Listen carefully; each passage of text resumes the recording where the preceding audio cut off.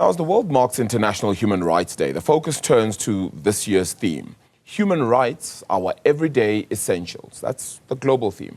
It's a reminder that dignity, equality, and even freedom aren't abstract ideas, but basic needs that shape daily life. From access to education and healthcare to safety, justice, and fair treatment. Today is a call to protect the rights that affect every person every day. Let's get into the significance of this day. We're joined by Abigail Noko, the United Nations Human Rights Regional Representative for Southern Africa. Abigail, so good to see you. Thank you so much for joining us on this really important day. It's not only just International Human Rights Day, I believe it's also the 77th anniversary of the Universal Declaration of Human Rights as well. How big a day really is this, especially in the global context? Well, it's a big day, Abigail, and it's great to be able to talk to you today about the significance of this day. In fact, the reason why we celebrate International Human Rights Day because it's the day when the United Nations adopted the Universal Declaration of Human Rights 77 years ago, and it was a landmark moment. I would even describe it as a watershed moment. And the reason for this is because for the first time we have a common standard that describes that humanity, the essence of humanity is that we are all born free and equal in dignity and rights. And it produces about 30 articles that speak to the types of human rights that all of us enjoy, no matter where we live, where we come from, or the situations in which we might have been born. And those 30 articles speak to the right to life, the right to health, the right to education, even the right to rest and leisure. And through this Universal Declaration of Human Rights, we now have a plethora of international human rights treaties that deal with a full range of issues, but also importantly, constitutions that have been adopted that have bills of rights, of which South Africa signed its constitution into law today, recognizing the beautiful match between this Universal Declaration of Human Rights and the Constitution of South Africa.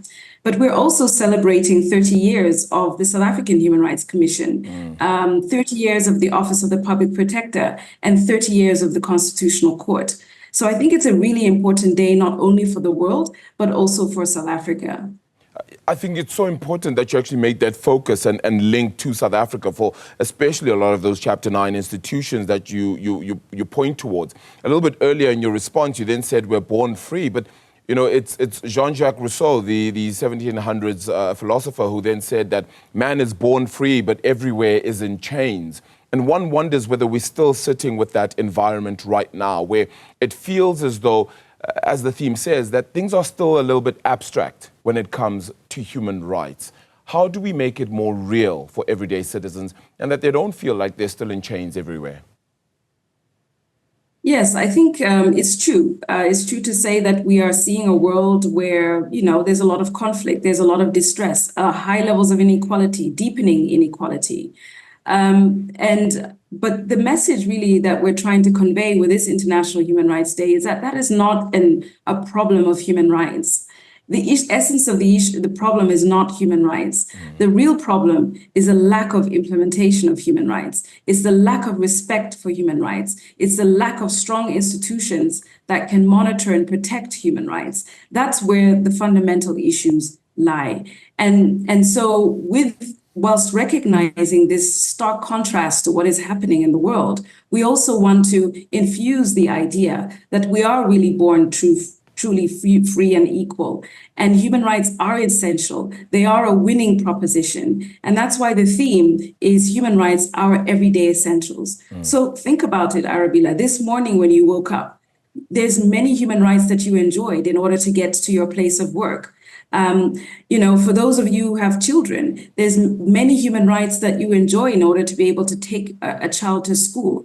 So we also need to think about these human rights, not just as abstract ideals, but really things that we enjoy on a daily basis, from the right to work, to the right to education, the right to health, the right to social security. These are all fundamental rights that we enjoy every day, sometimes in ways that are even unnoticed. So important, actually. I wanted to talk about the institutions particularly South Africa's ones, are they still fit for purpose in today's ever-changing desires and shifts that you see happening as well, considering that the world is asking so much of us and South Africa needs to seemingly adapt? Are they still fit for the human rights purposes of South Africa? Well, actually, you know, what we have in the international human rights system is a system of accreditation of these national human rights institutions. And so South Africa is one of those institutions that has what we would call an A status institution, meaning to say that it is compliant with the Paris Principles. Of course, we know that all institutions need additional resources. They need to be strengthened. They need to be promoted. They need to be independent. They need to be able to exercise their freedom and their liberty in order to ensure that they can also raise human rights issues and seek accountability. And so we work very closely with the South African Human Rights Commission, and we really see them as an important institution that promotes human rights in the country, but also across the region. Peer learning is also a really important aspect of what these national human rights institutions do. The human rights system needs additional support. It needs additional investment. There is no doubt about that. But we cannot, sort of throw out these institutions because they're not strong enough. I think the idea is that we need to look to the next 30 years of the South African Human Rights Institution. It is still a relatively youthful institution, to see how it can be strengthened to address the common day challenges. But for that, I would also emphasize that they recently issued a series of reports outlining the state of human rights in the country. And that is really demonstrating some of the challenges that are there for a wide variety of actors to take up and support. And I guess that takes me actually to the context of the South African Human Rights Commission actually having this directive to perhaps carry more legal weight, as being questioned right now, even in the Concord. What is your sense on that? Would that only make the institution a lot stronger, as opposed to it being part of what is part of this theme now, an abstract conversation around the South African Human Rights Commission?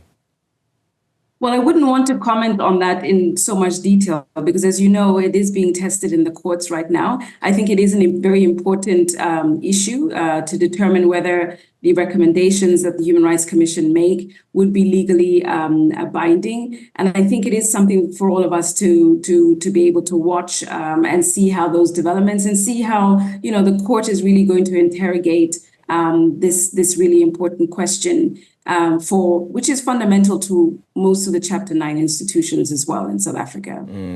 All right.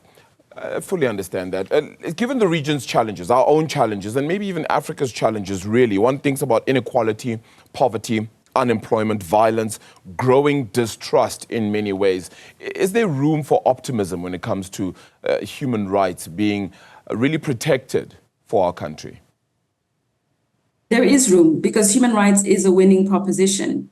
If you put human rights at the center of complex problems, then, I'm sure that you will have better results. And why do I say that? Because fundamentally, human rights is about people. So when you look at economic policy, if you put the human person at the center of a budgeting process, at the center of an economic policy, then you're more likely to have better outcomes that result in better enjoyment of human rights for people. So we are really advocating for this idea that human rights are attainable, but they are also a winning proposition. If we really put them at the center of today's most complex problems, whether that be in the realm of conflict, or whether that be in the realm of high levels of inequality, high levels of poverty, as we are seeing, human rights offer the fundamental answers to some of these complex problems. Look, our Constitution is one thing that I think is lauded the world over, and it's often celebrated for its rights framework. Sometimes in practice, though, it can sometimes diverge from promises made. Where do you perhaps see the biggest gaps, if there are any, and initiatives to maybe alter, change, or close that gap a little bit? Well, I mean, I think the first thing to say really is that, the fact that South Africa adopted its constitution much later than many other countries in the world means that it has one of the progressive constitutions in the world.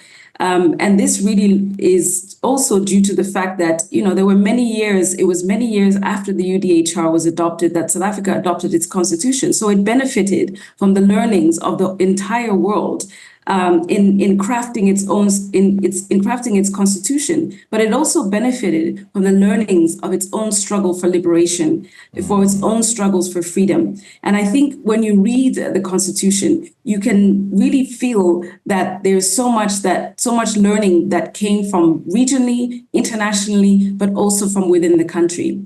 And so in many times we describe this constitution as one of the most progressive in the world. Yeah. And it is progressive for many reasons, and the reasons that I've just stated. So really to talk about gaps, I think it's much more in the realm of the implementation challenge, the challenge of implementation, really translating those rights as contained in the Bill of Rights into lived experiences for South Africa as one of the countries in the world that has the highest levels of inequality. Yeah.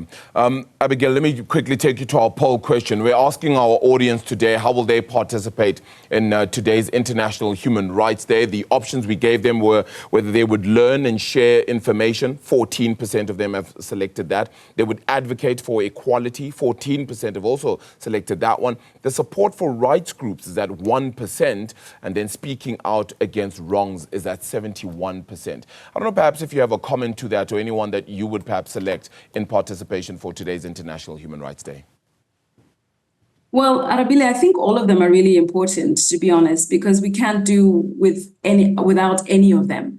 But I think it's interesting to see that, the support to rights groups has such a low percentage of support, especially at the time when we're seeing that there's a lot of defunding of civil society organizations. So I would just be, advocating on the one hand for all of those issues, but certainly saying that the one that has the lowest does require support and investment. Because as our High Commissioner has said before, human rights defenders are the oxygen of the human rights ecosystem. We need them. We need activism. And these organizations need to be supported. I certainly hope they continue to be supported. Abigail, Noko, appreciate the time. Thank you so much for joining us today on International Human Rights Day, the United Nations Human Rights Regional Representative for Southern Africa.